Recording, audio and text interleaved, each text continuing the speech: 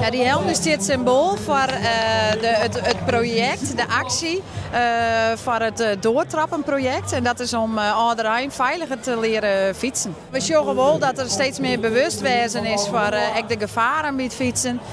Maar de komst van een elektrische fiets gaat meestal natuurlijk verder en harder.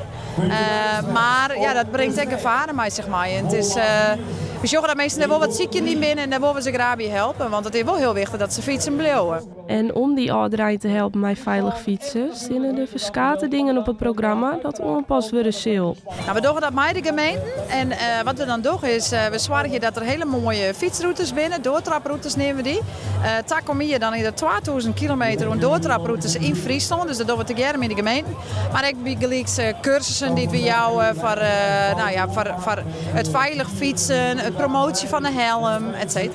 De uittrap van het doortrappenseizoen 2022 waar die bij de profronde in Srusterveen.